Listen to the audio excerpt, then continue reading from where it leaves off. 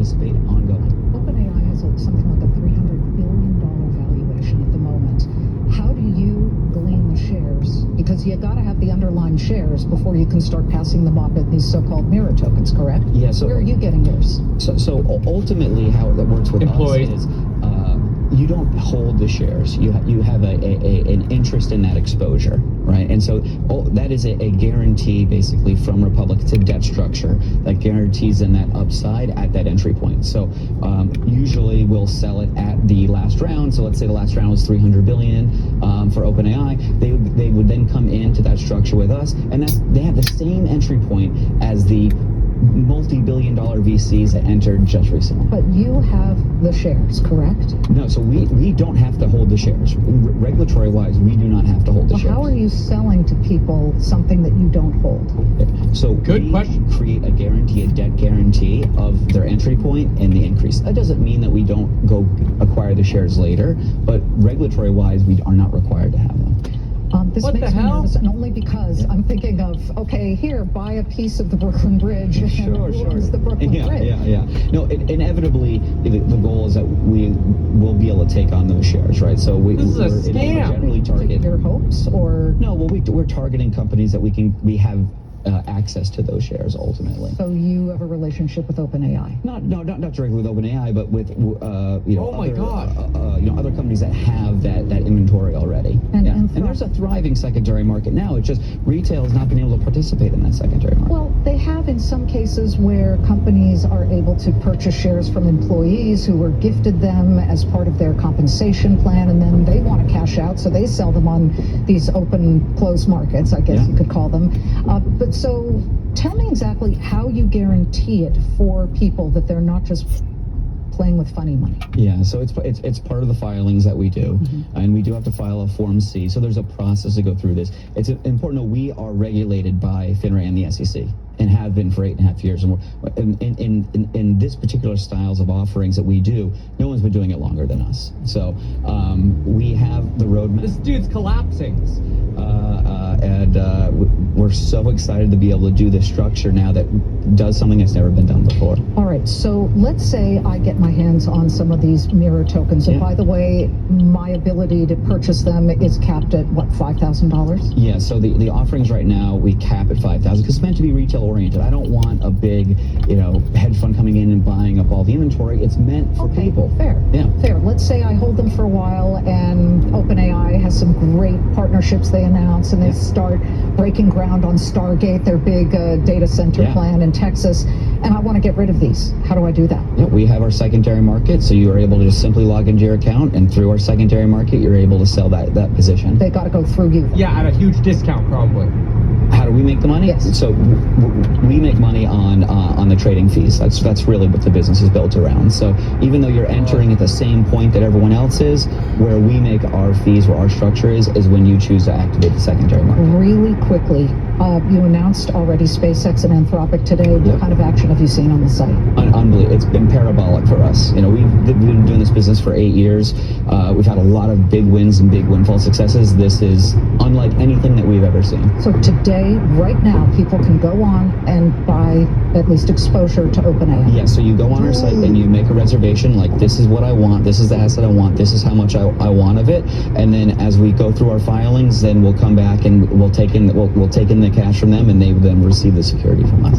And no matter what, they can at least get their investment back. Is there any way to lose money on this? He didn't say that.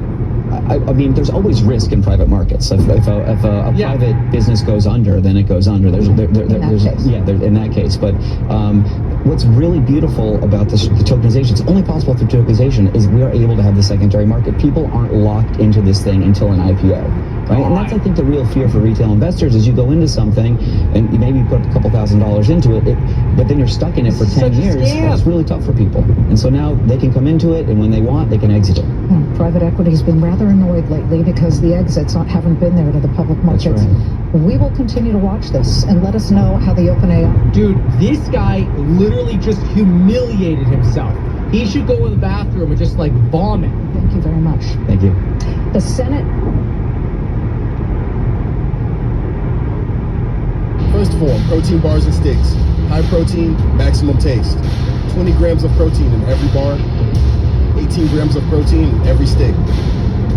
Gluten-free, no artificial flavors, just pure fuel. First Form, shop now. The Senate. She nailed this guy. Oh my gosh, that was like live TV destruction of the guy. How do you say, oh yeah, no, we don't own any of the underlying shares? What? So how are you hedging yourself? That's like a naked call option. That's insane. Now, if you go and say, look, here's the way to do it appropriately, okay? All right, Sam Altman, homie, I saw you guys just raised money at 300 mil. You want to make some money? How about you sell us, or 300 bill is what their valuation is actually, right? 300 bill. You want to make some money? How about you sell us, 100 mil of shares at that 300 bill valuation? Okay, cool. Sam Altman's like, yeah, sure, I'll sell them to you. Okay, cool. Private party transaction, exempt transaction, fine. So Republic basically could buy the underlying shares. And then Republic could slice that up into different offerings. Now, in this case, this guy, Republic guy, he's talking about doing Regulation CF. Now, this creates some problems because with a Regulation CF offering, you could only raise $5 million from non-accredited investors.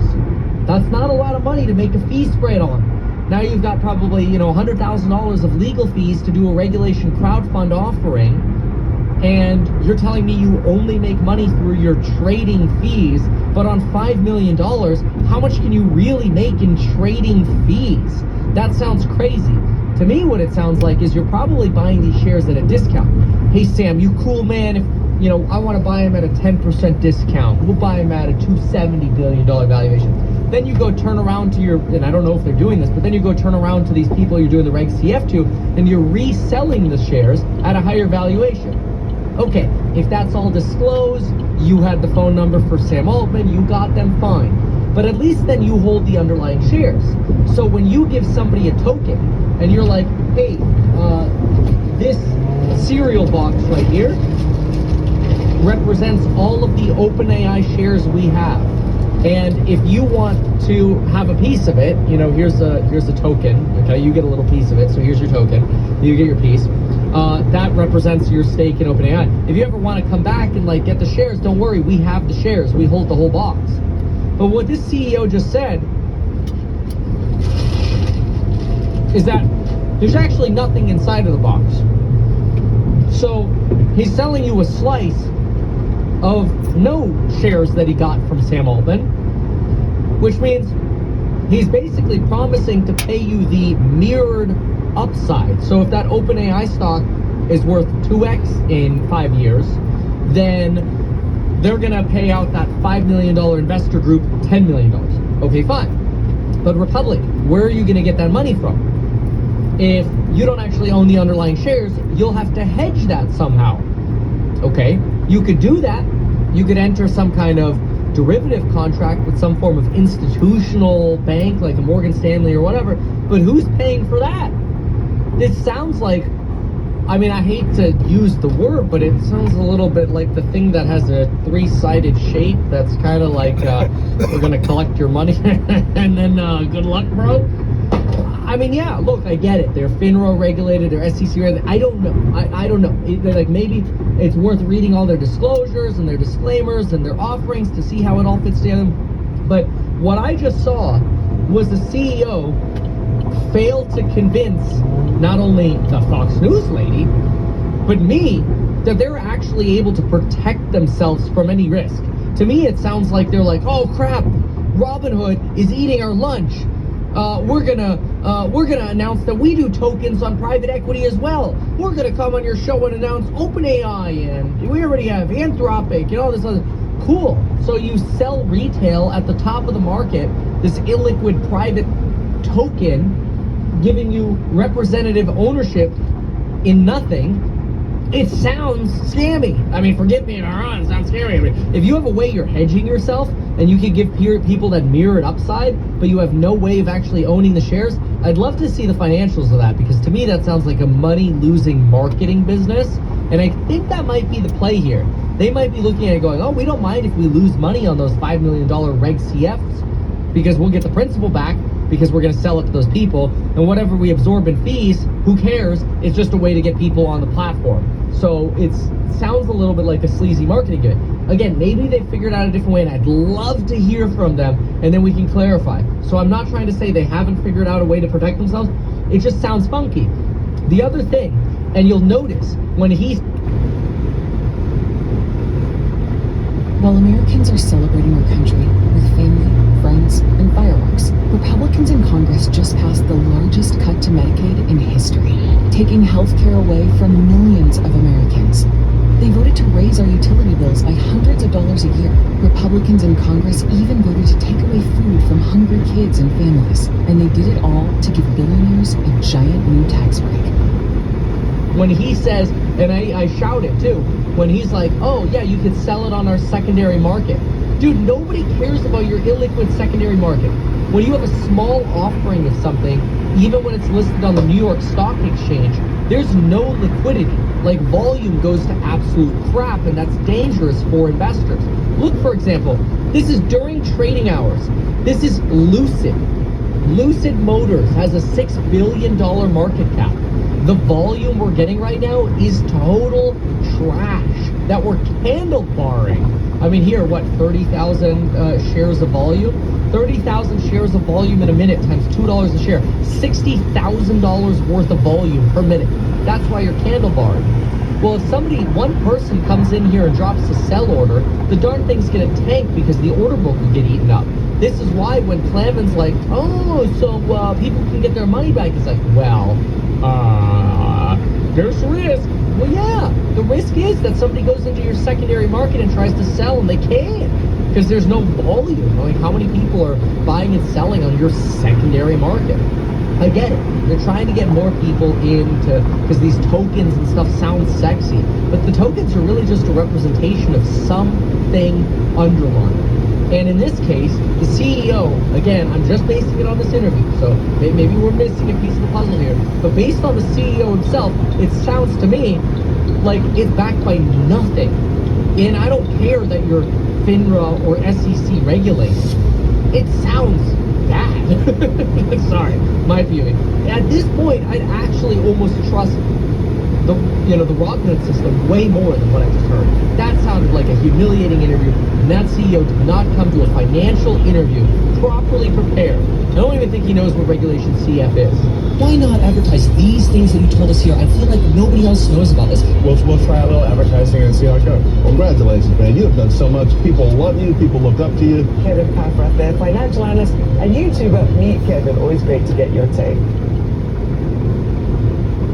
Carl Chevrolet is ready to help you upgrade your vehicle today, and we have the biggest selection in the state of Iowa, proven to be worth the trip from anywhere for over 40 years. Shop online at carlchevrolet.com.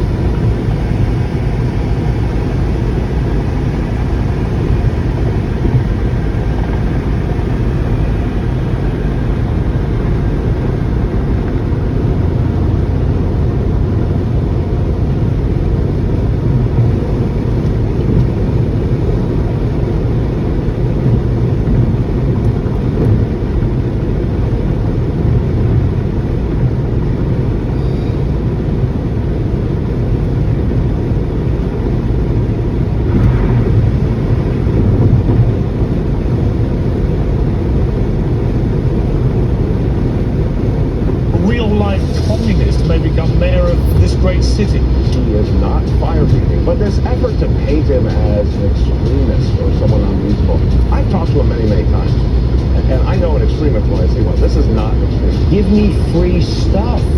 Give me free bus rides. Give me free subway. Give me free food. Don't make me work, just like we did in the Soviet Union. Why has the House Minority Leader, Hakeem Jeffries, held back from endorsing him? If he's this good, why are senior Democrats not piling in? I think that's a huge mistake. He won 56% of the vote. The Statue of Liberty represents the American dream, and now she's dealing with the American nightmare. President Trump has probably never had a better fortnight across either of his 2 terms in the White House. CBS has just agreed to pay $16 million to settle the lawsuit with him over 60 minutes into the Grinnell election campaign, which Trump says Kamala Harris was edited to look smarter. The settlement means we'll never know the full story, but if the aim was to rinse her royal salad for political purposes, they certainly did that. Less contentious on the president's wins on the world stage. A precision strike in Iran was followed quickly by a ceasefire, a 12-day war that some feared would rage out of control. NATO hiked defense spending. Danny, Rwanda and the DRC signed a peace deal after decades of fighting, and now the president reckons a ceasefire in Gaza, long overdue, is finally within reach. In DC, the Supreme Court ruled that minor judges can't stand in his way in a huge win for the administration, and now the big, beautiful bill, probably the biggest legislation of Trump's second presidency, has cleared the Senate. It can't, of course, please everybody all the time, at least in politics. The former first buddy, Elon Musk, is railing against the massive spending bill and says he'll campaign against his supporters, a slight for which Trump says he may be deported. We might have to put Doge on Elon. You know what Doge is? Doge is the monster that might have to go back and eat Elon. We'll never be there. He gets a lot of subsidies. Well, Trump is also facing a backlash from more familiar quarters. The ascendant left wing of the DNC is in a fighting mood, spurred by the success of socialist Zoran Mandani in New York. The president says he'll cut off the city's federal funding unless Mandani behaves as he will, assuming that he wins the election there, assuming he's still there.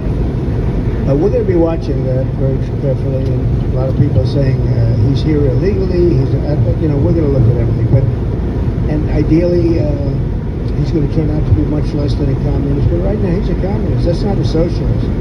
And I've always said we will not have socialism in this country. In the speeches, I said, well, what? They skip socialism, and you get a lot of them like that. And you see AOC, she's out there with her, bad IQ. Well, in a moment we'll debate that with a progressive 2-term mayor of New York who's backing Mandani, and a millionaire investor who says that he is the American nightmare. We will begin with a US political legend who spent his life campaigning against US involvement in foreign wars and excessive government spending. Ron Paul spent more than 2 decades in Congress and ran 3 times for president and joins me now. Mr. Paul, great to have you on Uncensored. Good to be with you. We used to speak a lot in my old CNN days, so it's great to have you here on YouTube. Let me just read a quote that you said recently. Government's too big, they print too much money, and they create the problems they pretend. I've sent you money with Remitly for your first month's rent for the new shop. Remitly helps you be there, even when you can't. First form, protein bars and sticks. High protein, maximum taste. 20 grams of protein in every bar, 18 grams of protein in every stick. Gluten-free. It's too big, they print too much money, and they create the problems they pretend that they're fixing. That was actually, I think, your overview of where we are with this. So I presume you do not agree with Donald Trump that his bill is a big, beautiful bill. You presumably think it's the opposite. Oh, well, it isn't hard. I did encourage some of the things he was talking about along with Musk at the beginning, because they have called attention to some really ridiculous spending like USAID. But overall, it's once again the same old stuff. Promises, but no serious intent to follow through, because that calls out all the special interests. And that's the nature of our system. I see that as a consequence of pure democracy. And democracy means you can gang up on the minority and make the minority pay for all this. And I think that's what happened. There's a lot of gangs out there. It isn't one group wanting to change it and add on to it. You put them all together, then you have the dictatorship of the majority, and our country's getting poorer by the day, and we no longer can afford it, and that's why this is getting more and more difficult. And even if they come up as adopted. Big beautiful bill. What's inside of it? And what amendments have changed in the last few days? So let's cover everything, including some of the more unique components you may not have heard of before. Let's keep it as straight and simple as possible so we can stick to the facts as much as possible. This is a deficit spending bill, which basically means, yes, it is likely to add to the debt. The CBO says up to $3.2 trillion. Cato, which leans a little bit more left, says it's going to cost over $6 trillion. Tax Foundation, which leans a little bit more right, tells us that it's going to grow GDP by over 1.2% on top of whatever our GDP was going to be starting next year. And so that's where everybody's going to have their own opinion on if that's good or if it's bad. Basically, no matter how you slice it, we're taking on debt to borrow from the future to give to the now and boost the economy. One of the components of this bill that was recently added through amendment is a little bit of a unique one, and it has to do with gambling. Under the Tax Cuts and Jobs Act of 2017, if you were a professional or casual gambler, you could deduct up to 100% of your losses against your winnings. But you could only include your travel expenses and other business expenses as part of your losses. So in other words, if you made $100,000 and you lost $100,000 in losses and travel, you could net those two against each other and pay no taxes. Now, the amendment maintains that. However, it says you are limited to a 90% deduction on losses, which includes business-related expenses for gambling-style wagers, which means if your travel expenses, hotels, or whatever worked up to $100,000 of losses and actual gambling losses and your earnings were $100,000, you'd actually be paying taxes. So you'd be coming out of pocket $3,000 to $5,000 in that case just to stay in business, even though you didn't make any money. It sounds like a sin tax, and it was just slid in. It appears to apply to professional gamblers in LLCs or not. Interesting little add-in. Charitable giving. There is an increase in the charitable giving limitation, or sort of deduction, I should say, if you take the standard deduction, which most individuals take the standard deduction. If you take the itemized deduction, you'll have a floor of 0.5% of AGI for deductions on donations, which kind of takes away some of the benefits of donating if you're itemizing, or if you're a corporate donator, that is a 1% floor now.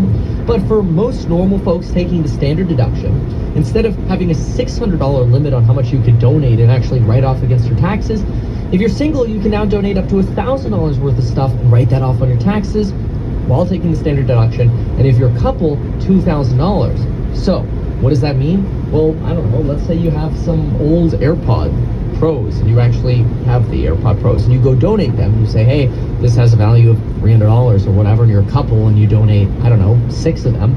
Well, you could write off $1,800 on your taxes. Now you don't have to deal with the time of trying to resell your product on eBay or whatever. You just donate it, take the tax credit. Kind of cool. So this is a nice benefit for individual households taking that standard deduction. As far as the car interest deduction, there are a lot of people wondering, hey Kevin, does it make more sense to buy a car now or wait until next year when I can get the car interest deduction? Remember that this big beautiful bill includes the opportunity to deduct up to $10,000 in annual vehicle interest. Now this would be on the personal side, since remember you can already deduct 100% of your business interest expenses. So for a personal car on a new auto loan, on a new auto, so in other words it has to be a new loan, and on a new car, that car has to also then be assembled in the United States. You could potentially deduct up to $10,000 in annual vehicle interest. Quick example of that, if you go finance a Tesla at, let's say, $40,000, and you pay roughly 5.5% interest on that because maybe there's no interest benefit, such as like a 0% APR or whatever, which would lower the benefit, obviously, of the car interest deduction. Well, in this case, you would end up saving probably somewhere around $600 to $900 in actual money. That's money you would save at the end of the year by writing off interest on about a $40,000 car loan at 5.5%, saving somewhere again between $500 to $900 depending on your tax bracket. Well, if you compare that to the $7,500 electric vehicle tax credit that you get if you buy an electric vehicle before September 3rd. Style and substance.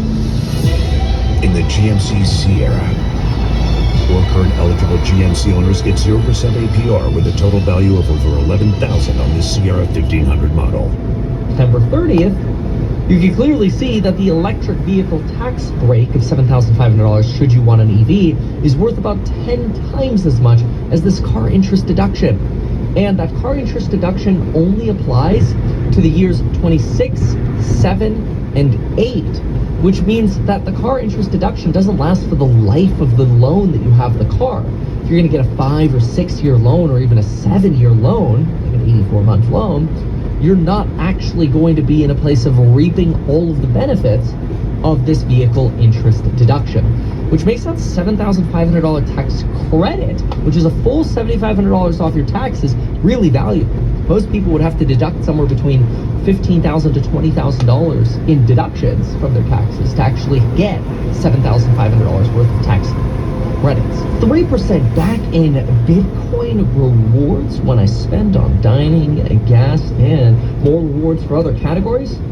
Introducing today's sponsor, Gemini Credit Card. Many of you know I'm a fanatic when it comes to credit cards because, well, we got a lot of expenses. Groceries, gas, fuel for other vehicles, takeout, it adds up like crazy.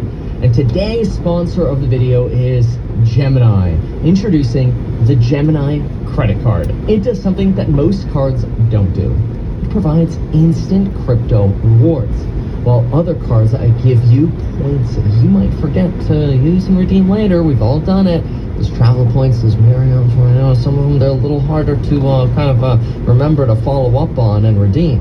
I don't know how many points I've got at how many different credit cards, and it's like, I know I've got them, but dang, I need to actually use them. Gemini instead lets you earn crypto the moment you make a purchase with no waiting and no extra steps. Here's how it works. You get 3% back on dining, 2% back on groceries, 1% back on everything else, and 4% back on gas and transportation up to $300 per month. You can choose over 50 different cryptocurrencies to redeem your rewards in, including Bitcoin, Ethereum, Solana, and switch your selection at any time. I chose Bitcoin. And what's crazy is Bitcoin rewards held for a year on this card have appreciated 176% on average. Now, obviously, those are historical numbers, but let's just put it this way. This means you're kind of investing your credit card points as you're spending. This card looks great, too. It's made of stainless steel, doesn't show your card number. It comes in 4 different colors: black, silver, rose gold, and Bitcoin orange. I picked black, and personally, gas and dining have been my biggest reward categories so far. There's no annual fee, and you can see if you pre-qualify without affecting your credit. And right now, if you apply using my link, Gemini.com/Kevin, you'll receive $200 in crypto when you're approved and spend $3,000 in the first 90 days. If you're already spending this money, you might as well earn crypto rewards that could grow over time. So check out the link down below, Gemini.com/Kevin. Because remember, credits offset the taxes you owe 1 for 1, should you, of course, owe taxes. Now, of course, not everybody wants an electric vehicle, and keep in mind that the car interest deduction does phase out once your income goes over $100,000 for a single or $200,000 joint. Basically, it's not that if you make $101,000 you go to zero that you can claim on this. It just gets smaller over time the more you make over $110,000 and fully fades out pretty soon into the lower 100s. Consumer Financial Bureau Protection Bureau funding is being cut in half. That could end up reducing some of the protections for lending for consumers. However, if you reduce protections in lending for consumers, you might actually also see new lending products pop up. So you might actually have more opportunities for more potentially riskier but different kinds of loans in the future. Medicaid has been a big popular argument regarding the big beautiful bill, and basically the way Donald Trump brands this as reducing waste, fraud, and abuse is by saying, hey, we don't want illegal immigrants being eligible for Medicaid anymore, such as how California enables illegal immigrants to get Medicaid, and we want people to work. So if you do not have children who are under the age of 14 and you are not disabled, starting in 2026, you will have to work 80 hours per month, or approximately 20 hours per week, up until you are 65 years old in order to receive Medicaid benefits. You would also have to pay approximately a $35 copay for all Medicaid services. Regarding SNAP benefits start in 2028, or the changes to SNAP benefits start in 2028. And basically, gets a little complicated between states and the Fed.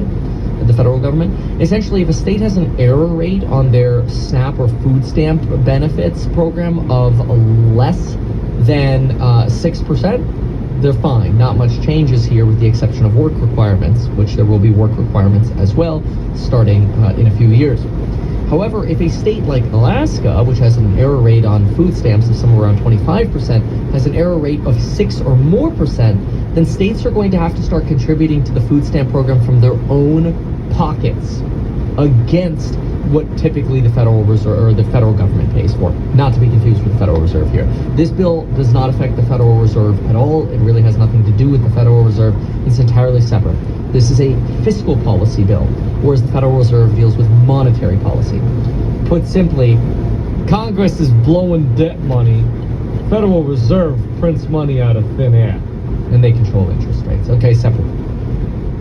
This black gunk is why your neuropathy won't go away. Okay, this might look gross, but trust me, you need to see this. These patches draw out toxins and improve circulation through your feet while you sleep. I was dealing with constant neuropathy pain for years. Nothing worked until I tried these. They're based on ancient Asian medicine, but made with modern technology. Look how dark they get. That's all stuff that was causing my nerve pain. Interest rates. Okay, separate things. All right. And yes, they don't technically print anymore. They just change digits on a spreadsheet. All right, anyway. Immigration and security. This is a big one. We are including in this package over $350 billion for immigration and security. Just some of those subcomponents are going to be $25 billion for the Golden Dome, $46 billion to finalize the construction of the border wall, $45 billion for 100,000 bed migrant detention facilities. Presumably companies like Raytheon, who make the Patriot Air defense solutions, would be big beneficiaries of this.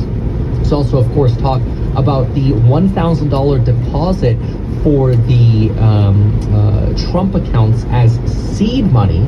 This is basically where if a child is born during the Trump administration, they would end up qualifying for a tax account that could essentially be deposited into their, into the stock market or some form of index that hasn't exactly been decided yet exactly what they will do with this.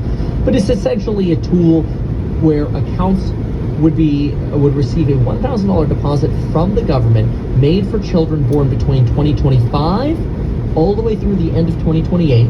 There's some notes that it might end up going for the extra 2 weeks to finalize out on Trump's term, but basically 25 to 28. And they would permit up to $5,000 of annual after-tax contributions, and the savings would grow tax deferred. So basically, if you pay your taxes on money and you throw it into a child's account, you could put up to $5,000 in there. So you pay your taxes, you put $5,000 of leftover money into there, and then it can grow tax deferred. So as it's growing, it doesn't pay taxes right away. Presumably in the future, as money is taken out, there could be some tax implications. All of that to be determined.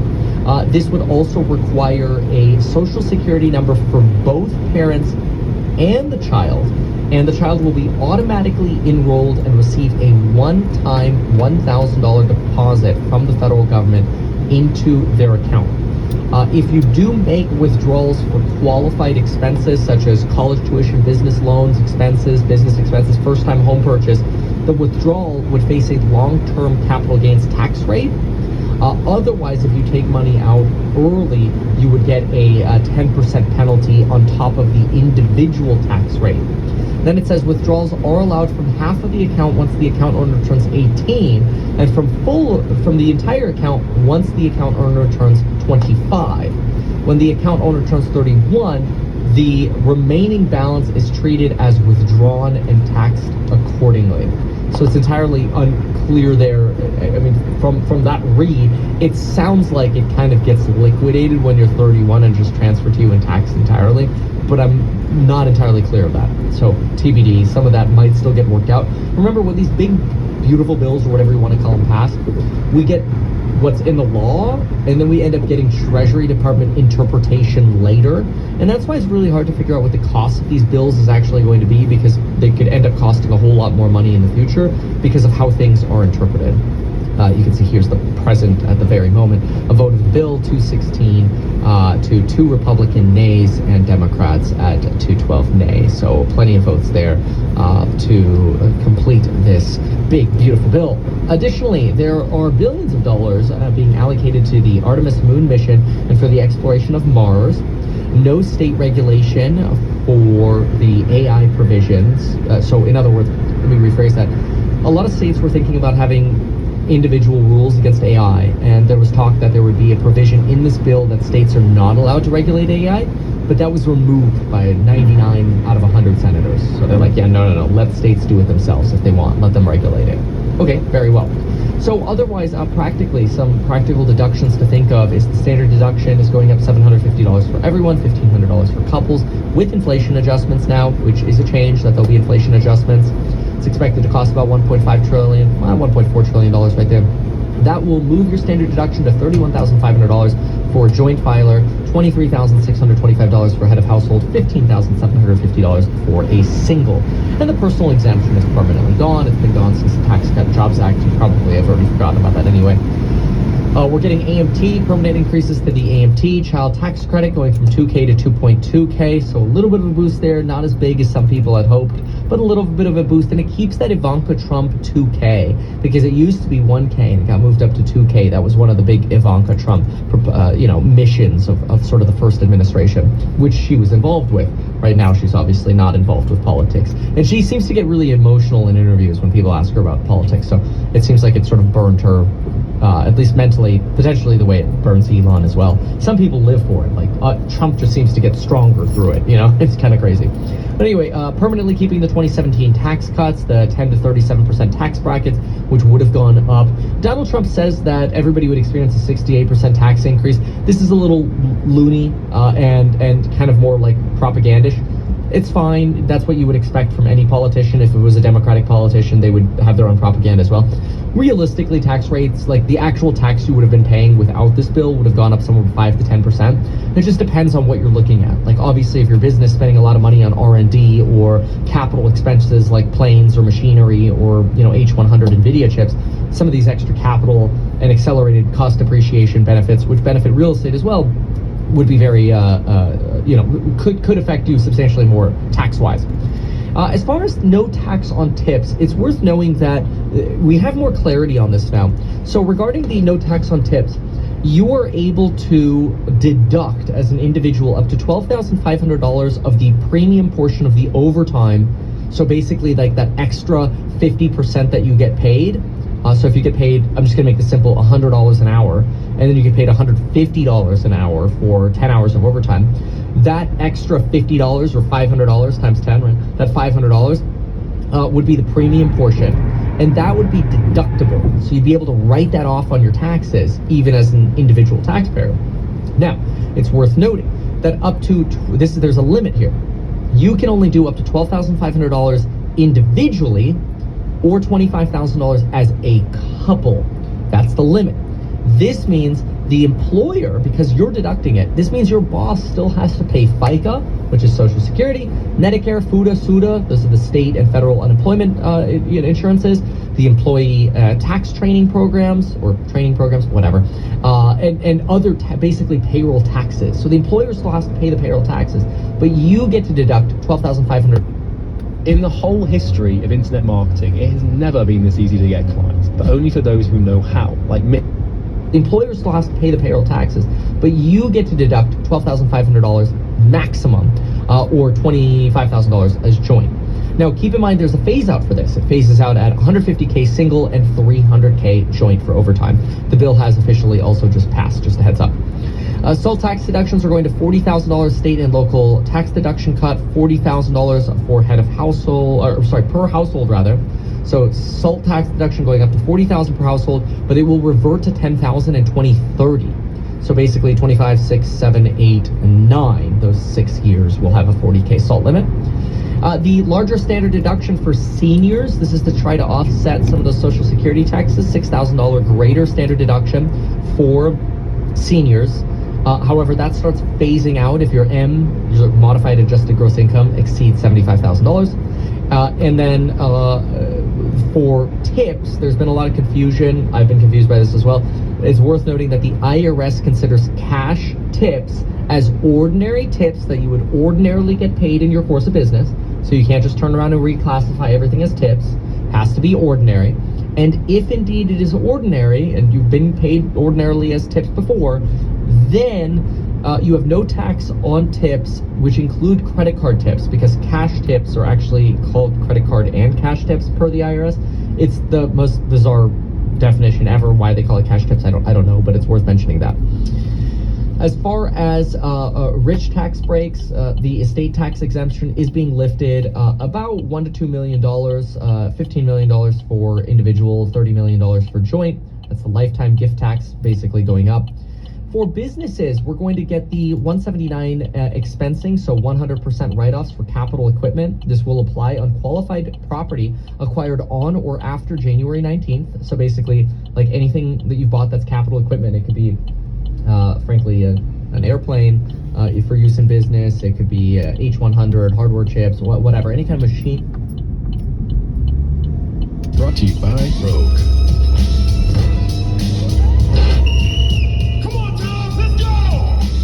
What is that?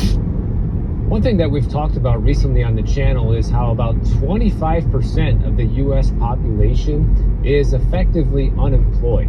And what chips, whatever, any kind of machinery for your business, you could fully expense it, which is kind of crazy. I did this under Trump in 2022 and I bought a plane, but I financed it. So I put like, I don't know, 25 or 30% down on it, but I was able to write off 100% of it. So it's actually really incredible for like motivating spending. It's a huge component of getting businesses to spend money. Very impressive component of Trump's tax policy here for businesses. Additionally, for R&D expensing, you can get full expensing of domestic research and development expenses beginning in 2025, and you can go retroactive to 2021 and accelerate some of your write-offs. Basically, you know, you could go back to 22, 3, 4, those old tax returns, retroactively expense them. Probably means, you know, it just lets you accelerate some of the things you've been depreciating, basically. The 20% pass-through business deduction is being made permanent. That's the 199A. And individuals taking more business deductions than their income carryovers are made permanent. So there's a 262K loss for single, a 524K loss for joint. Basically, net operating losses roll forward to future years if you take more than that for individuals versus business deductions. This would be different though if you had, like, you know, a W-2 and a separate S corp. It's more like S corp to individual. Anyway, that gets a little more complicated. We do also have dates for the clean energy tax credits. The EV tax credit, $7,500, goes away September 30th, and the home residential energy tax credits go away December 31st, which means if you wanted to buy an electric vehicle this year, you should do it before September 30th. And if you wanted to buy a home solar panel system, you should do it before the end of the year. However, there's a carve out for leasing in this. So if you lease solar panels or do a power purchase agreement, those have a few more years in it. So it's really just if you're going to buy the panels, which most people don't just go out and buy the whole panels. That's somewhat worth paying attention to. So overall, that's the main sort of core breakdown of everything that's in the big beautiful bill. Obviously it's 900 pages long, so I'm sure I didn't hit everything, but it is official. The bill has indeed passed, and it will be on Donald Trump's desk before July 4th, which is exactly what he has been demanding. And once again, he got what he wanted. So there it is. It is official. It is adopted.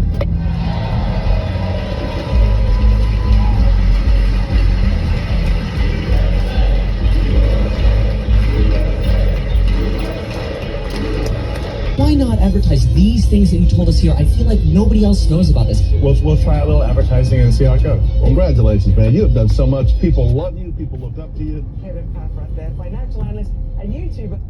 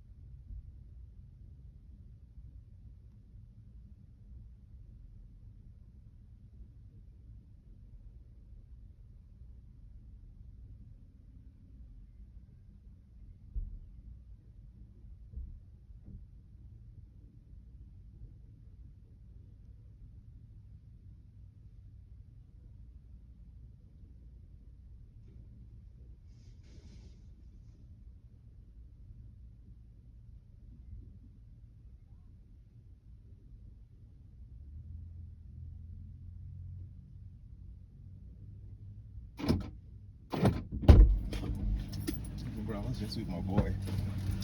My boy told me y'all are misbehaving.